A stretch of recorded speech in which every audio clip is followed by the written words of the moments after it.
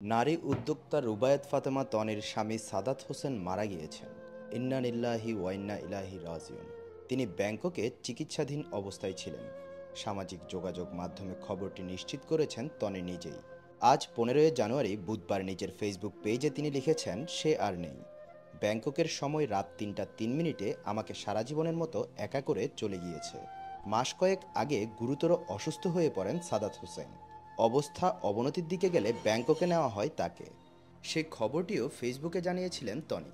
জীবনের সব থেকে কঠিন সময় পার করছেন তিনি। আমি কোনোভাবেই হার মানতে রাজি নয়।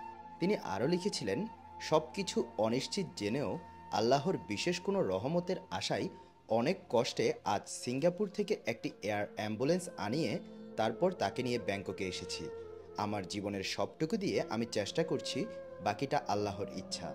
সবার কাছে দোয়া চেয়ে তিনি শেষে লিখেছিলেন, সবাই দোয়া করবেন আমার ছেলের জন্য হলেও যেন আল্লাহ তাআলা তাকে বাঁচিয়ে রাখেন। কিন্তু শেষ রক্ষা আর হলো না। চিরতরে চলে গেলেন নারী উদ্যোক্তা রুবায়েত ফাতেমা তনির স্বামী। গল্পের যেন একেবারেই শেষ মুহূর্তে দাঁড়িয়েছিলেন রুবায়েত ফাতেমা তনি। কেননা আইসিইউতে সাদাত রহমান কোমায় ছিলেন অনেক দিন। একটি বারের জন্যেও চোখ মেলে তাকাননি তিনি।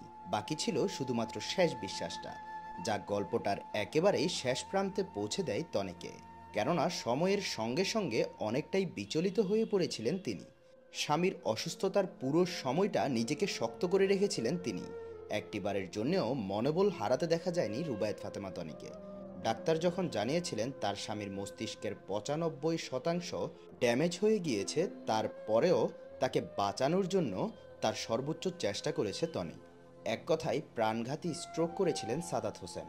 ব্লাড ইনফেক্টেড হয়ে অ্যাটাক করেছে সমস্ত ব্রেইন জুড়ে।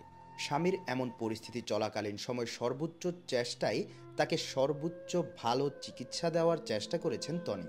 হয়তো সেই জন্যই স্বামীকে হারানোর ভীতিটা আঁকড়ে ধরেছিল তাকে। ভাবিয়ে তুলত তার ফেসবুক স্ট্যাটাসগুলো, যেখানে অসুস্থ স্বামীর আইসিইউর রুমের সামনে বসে স্বামীকে কেন্দ্র করে আবেগঘন স্ট্যাটাস লিখেছেন রুবায়েত ফাতেমা তনি, যা প্রমাণ করে দেয় স্বামীর সঙ্গে কাটানো আনন্দ ঘেরা মুহূর্তগুলো তার চোখের সামনে শুধুই স্মৃতি হয়ে গিয়েছে।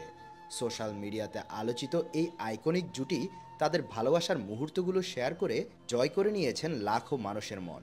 কেননা এ যেন অসাধ্যকে সাধন করেছিলেন রুবায়েত ফাতেমা তনি। আধুনিক জেনারেশনে এই আধুনিক মেয়ে হয়েও প্রমাণ করে দিয়েছেন একটি সুখী পরিবারের জন্য দুটি সুন্দর মনের মিলনই যথেষ্ট।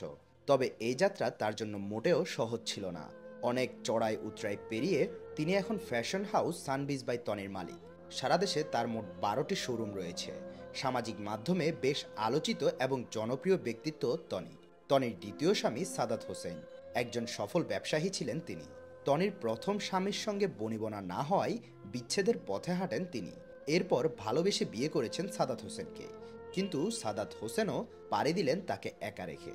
দর্শক, আপনাদের কাদের কাদের এই জুটিকে ভালো লাগতো অবশ্যই আমাদেরকে মন্তব্যের ঘরে জানিয়ে দিবেন। আরও আপডেট পেতে আমাদের পেজটিকে ফলো করে সাথে থাকুন। ধন্যবাদ।